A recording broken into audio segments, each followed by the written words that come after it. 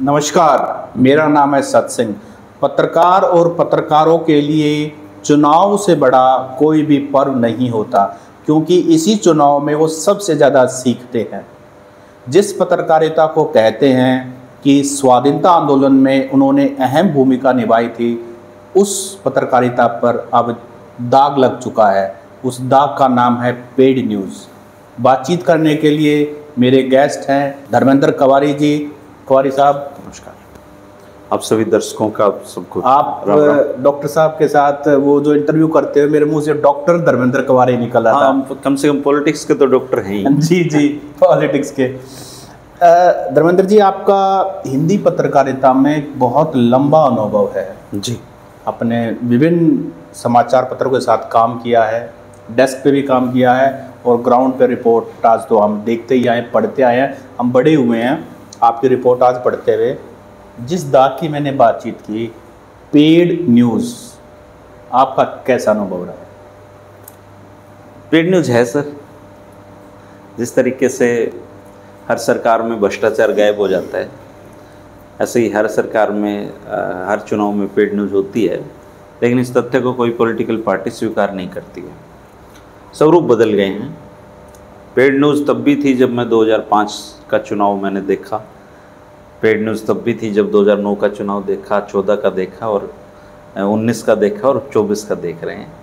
Paid news के स्वरूप बदल गए हैं।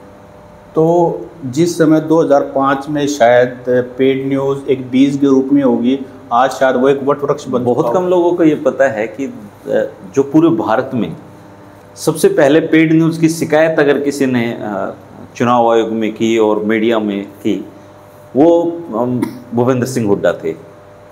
और उस दौरान उनके बहुत आर्टिकल पेड न्यूज़ पे छपे, उन्होंने खुद भी लिखे कई मैगजीन में। इंडिया टुडे का ज़माना होता था। आप भूपेंद्र सिंह हुड्डा जो हरियाणा के 2 टाइम मुख्यमंत्री रहे, उनका उन्होंने पेड न्यूज़ की शिकायत की कि जी मैं चुनाव लड़ रहा था, मेरे से पैसे मांगे गए। तब पेड न्यूज़ जो इंग्लिश मीडिया था उसमें चर्चा में आया। मेरे पास आज भी शायद वो कटिंग मिल जाएंगी जो पेड न्यूज़ को लेके उन्होंने लिखी, और मैंने वो संभाल के रखी कि देश में एक नई चीज़ आ रही है तो इसका इतिहास रखना चाहिए। बहुत सारे मैगजीन में छपे उस दौरान। देखो स्वरूप क्या बदला है। मैं चुनाव लड़ रहा हूँ, आप किसी अखबार के मालिक संपादक हैं और मैं चाहता हूँ कि आप मेरी खबरों को प्रमुखता से छापें, मेरे कैंपेन को अपने कैंपेन में जगह दें। तो मैं वहाँ का जो स्थानीय पत्रकार होता था, मैं उससे, मेरा परिचय ऑलरेडी रहता है, तो मैं उससे बातचीत करता था और उसको कुछ ओबलाइज कर देता था। शुरुआत इसकी यहाँ से होती है। वो जो मुट्ठी बीच के डाल, हाँ, जो मान सम्मान जो भी है जी, खर्चा पानी पत्रकारिता की भाषा में उसको मान सम्मान कहा जाता है जी। तो वो मान सम्मान दे दिया। और पहले शुरू में वो मान सम्मान लैपटॉप के रूप में, कैमरा के रूप में, वस्तुओं के रूप में होता था। फिर वो धीरे धीरे कैश के रूप में आ गया। फिर 2014 तक आते आते इसका स्वरूप बदल गया। फिर नेताओं को ये पता चल गया कि ये जो पत्रकार यहाँ पे बैठा हुआ है, आपकी जो कवरेज कर रहा है, इसका भी कोई मालिक है। और मालिकों को भी ये समझ में आ गया कि चुनाव एक ऐसा पर्व है जिसमें हमारे जो पत्रकार हैं वो अपने जेब गर्म कर लेते हैं। तो सारे मालिकों ने मिलके, इनकी बाकायदा एक मीटिंग हुई थी, बहुत चर्चित मीटिंग है वो, दिल्ली के एक 5 स्टार में सारे मालिकों ने मीटिंग की।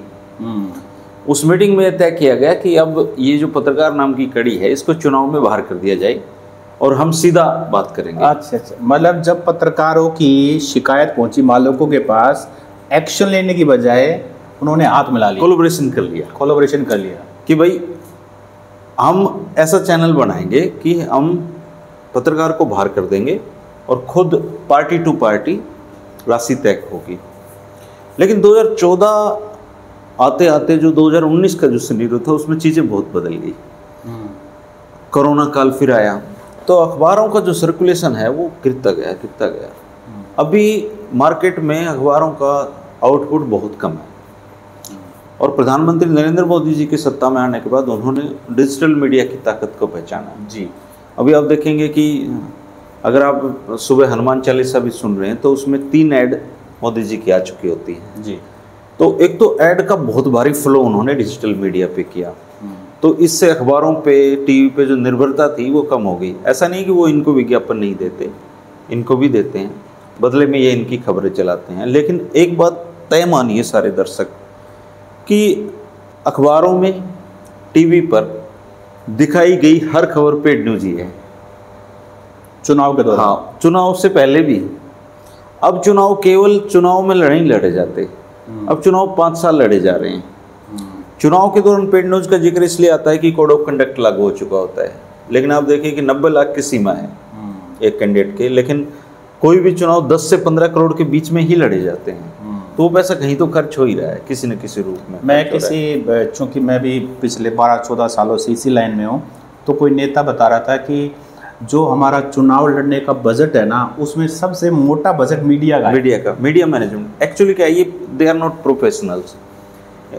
मीडिया में इनके लोग खा भी जाते हैं लोग पैसे, जो इनके दाएं बाएं रहने वाले लोग हैं वो इनके पैसे ज़्यादा खाते हैं। बेचारा मीडिया वैसे बदनाम हो जाता है। लेकिन पार्टी टू पार्टी सेटिंग बड़े लेवल पे होती है, स्थानीय लेवल पे भी सेटिंग होती है। लेकिन ये जो वो कहते हैं ना, अब ये नेता कई बार इनकी अपनी खुन्नस निकालते हैं कि ये छोटे छोटे धत्तू वाले आगे हैं, तो ये इनकी पूरी प्लानिंग को कई बार खराब कर देते हैं। छोटी सी क्लिप वायरल हो जाती है और वो फिर ये इन अखबार वालों से, टीवी वालों से संभलती नहीं। तो अब जो सिनेरियो है वो ये है कि पार्टी लेवल पे पार्टी सेटिंग करती है, कैंडिडेट अपने लेवल पे सेटिंग करता है। लेकिन ये तय मानिए कि दिखाई गई हर खबर पेड न्यूज है, उसका कोई प्रमाण आप प्रस्तुत नहीं कर सकते हैं। बहुत कम फेयर जर्नलिस्ट इस देश में बचे हैं। कॉमरेड कृष्ण स्वरूप गोरखपुरिया होते थे, मेरे बहुत अच्छे दोस्त थे। वो बहुत अच्छी बात कहते थे कि आज़ादी से पहले पत्रकारिता एक मिशन थी, आज़ादी के कुछ सालों बाद तक पत्रकारिता एक प्रोफेशन रही, और अब पत्रकारिता कमीशन हो गई है।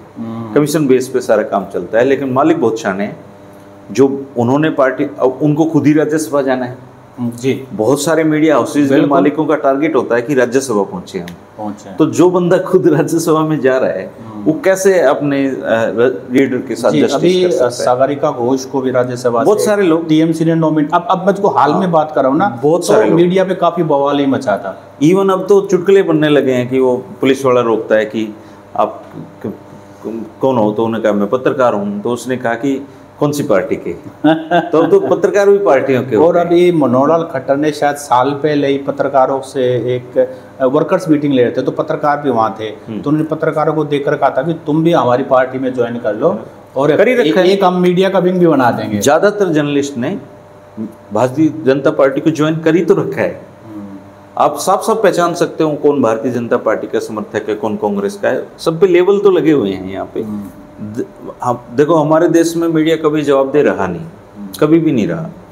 जो लोगों ने आज़ादी में हिस्सा लिया, वो अखबार निकालना उनका मकसद ये नहीं था कि मुनाफा कमाना है। वो लोग तो बेचारे आज़ादी चाहते थे, लेकिन आज़ादी के बाद जो भी अखबार रहे, जो मीडिया रहा, उनका मकसद मुनाफा कमाना है सर। और ये मुनाफा अरबों रुपए में होता है, सारा ब्लैक मनी होता है। तो धर्मेंद्र जी, चूंकि आपका लंबा अनुभव है, तो पेड मीडिया का आपका पर्सनल अनुभव क्या है कि कभी आपके सामने ऐसी कोई घटना घटी हो, कैसे आपने डील किया?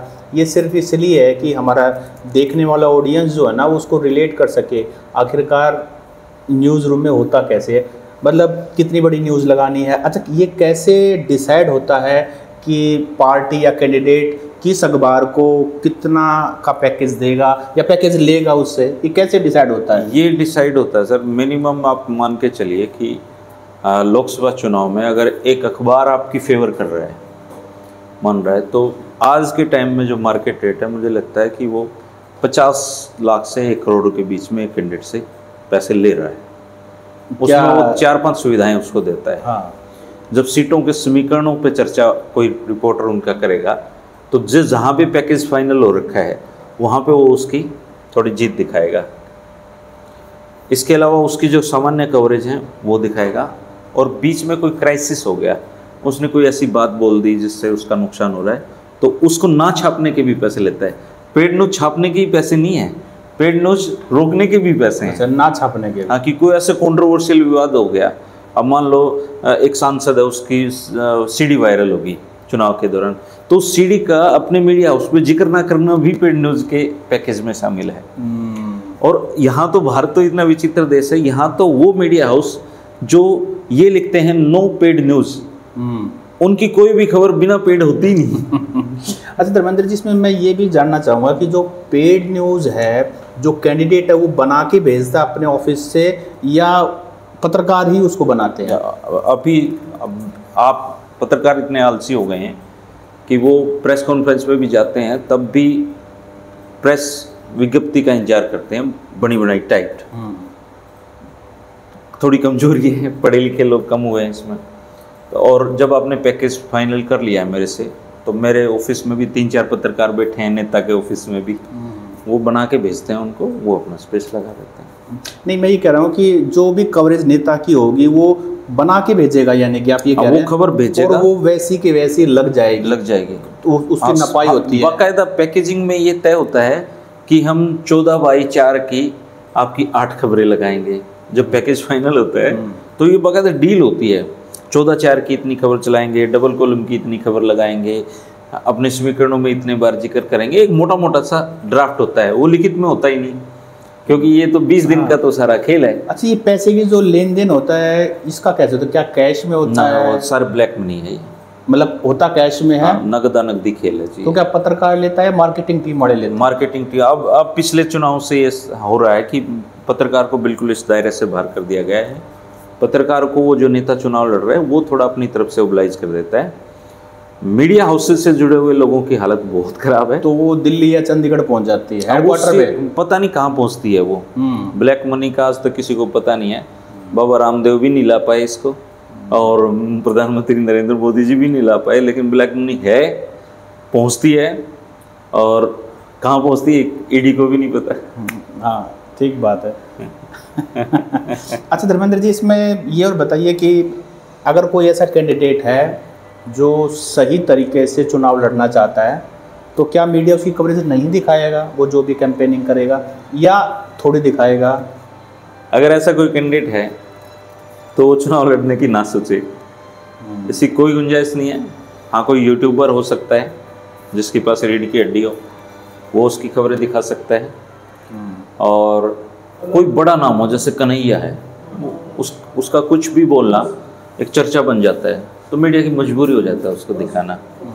कुछ मतलब अगर 545 कैंडिडेट हैं एक पार्टी के, उनमें से 10 लोग ऐसे होते हैं, वो किसी के साथ कॉन्ट्रैक्ट करें या ना करें, उनका बोलना ही अपने आप में एक न्यूज़ है, न्यूज़ वैल्यू। वो मीडिया की मजबूरी है, वो उनकी मजबूरी। जिसकी मजबूरी है वो छपेगा, जिसकी नहीं मजबूरी, अब जैसे रोहतक से कोई एक निर्दलीय कैंडिडेट खड़ा हो जाए और उसका एक पॉकेट विशेष में प्रभाव हो, तो उसकी तो एक आपको एक लाइन भी नहीं मिलेगी कहीं भी। तो भारत की जनता अधिकांश इन बातों को बर्दाश्त कर लेती है। हमारे यहाँ करप्शन कोई मुद्दा नहीं है, यहाँ तो दामाद भी करप्शन जो ज़्यादा पैसे कमाए वो देखा जाता है, नेता का भी कोई दोष नहीं है। आप ये मानिए कि 500 गाड़ियाँ हर रोज़ नेता की चुनाव के दौरान निकलती हैं। 500 गाड़ियाँ, इतना खर्चे हैं, 10, 15, 20 करोड़ रुपए एक चुनाव का खर्चा है, उसमें करोड़ 2 करोड़ रुपए मीडिया मैनेजमेंट का भी जाता है। तो धर्मेंद्र जी, होता है क्या, मान लीजिए पेड न्यूज़ कभी कोई डिटेक्ट हो जाए, मान लीजिए कोई डिटेक्ट हो जाए, तो उसके बाद क्या कोई उसके बाद वो चुनाव जीत जाता है बंदा, या तो वो चलती रहती हैं। वो चुनाव आयोग में पेशियाँ होती हैं, और पेशियाँ होने के बाद वो जब तक ये साबित होता है कि ये पेड न्यूज़ थी, तब तक वो 5 साल पूरे हो जाते हैं। और जो हमारा कोई ऑडियंस अगर इसके खिलाफ आवाज़ उठाना चाहे वो या कोई शिकायत करना चाहे तो कहाँ कर सकते? जिला स्तर पे कमेटी बनी हुई है, डीसी की जो मेल आईडी है, डीसी चुनाव आयोग का वो होता है जिला स्तर पे, उसको आप मेल कर सकते हैं। एमसी कमेटी है, वो कर सकते हैं, बाकायदा उनको न्यूज़पेपरों में आएंगी उनकी सारी ईमेल आईडी वगैरह। और चुनाव आयोग को आप राज्य चुनाव आयोग को कर सकते हैं, नोडल ऑफिसर बहुत सारे हैं, उनको मेल कर सकते हैं आप जी। तो धर्मेंद्र जी, आपने पेड न्यूज़ के बारे में बताया, इसके नुकसान क्या है? क्या इसने पत्रकारिता को खोखला कर दिया है? यानी कि जो आम आदमी अखबार पढ़ता है, क्या वो ये मान ले कि जो कुछ मैं पढ़ रहा हूँ उसके पैसे दिए गए? चुनाव में पता चलेगा जी, इतना खूबसूरती। मेरे तो ये मानना है कि चुनाव के दौरान आपको अखबार पढ़ना ही नहीं चाहिए, और चुनाव के दौरान आपको कोई नेशनल मीडिया का चैनल भी आपको नहीं देखना चाहिए। तो वो क्या, वैसे तो पूरे साल ही नहीं पढ़ना देखना चाहिए, आपको भजन सुनने चाहिए यूट्यूब पे। तो फिर वो समीकरण क्या है, निर्णय कैसे लेते हो? इन पत्रकारों से समझदार आम पब्लिक है, मेरा ये मानना है। तो ये इलाज 20 साल का तजुर्बा ये है कि मेरे से ज़्यादा समझदार हमारे दर्शक हैं। नहीं, वो तो बहुत, उनके बीच में जाइए, आराम से बैठिए, चाय पिलाएंगे, बात बताएंगे। वो रियल ओपिनियन है, वो सबसे अच्छे पत्रकार हैं। अगर इस भारत में कोई पत्रकार बचा हुआ है तो ये मतदाता बचे हुए हैं, कोई पत्रकार बाकी बचा हुआ है। तो समय आने पर सब इलाज कर देते हैं ये। इलाज तो देखो हरियाणा में तो रड़क फड़क निकालते हैं, रड़क निकालते जो ये कहते हैं गर्दन में सरिया, उनका सरिया ही मोड़ हैं, ये कुछ भी कर सकते हैं जी। तभी तो देखो जो नेता होते हैं दोस्तों, वो 1 महीने भिखारी होते हैं, आपके दरवाजे पे आते हैं भिखारी बन के, और फिर 4 साल और 11 महीने आप उनके दरवाजे पे जाते हैं भिखारी बन के। तो ये जो 1 महीना आपको मिला है, इसमें आप पूरा आनंद लीजिए इसका जी। तो आज की हमारी चर्चा जो है पेड न्यूज़ के बारे में थी। धर्मेंद्र जी ने विस्तार से बताया, इनका अपना निजी अनुभव भी बताया। आपको हमारा ये वीडियो कैसा लगा, आप भी कमेंट करके बता सकते हैं। सत सिंह धनखड़ जी का जो हरियाणा फाइल्स चैनल है दोस्तों, काफ़ी अच्छा चैनल है, आप इसको ज़रूर सब्सक्राइब करें। आपको यहाँ कम से कम नो पेड न्यूज़ मिलेगी। जी, नमस्कार।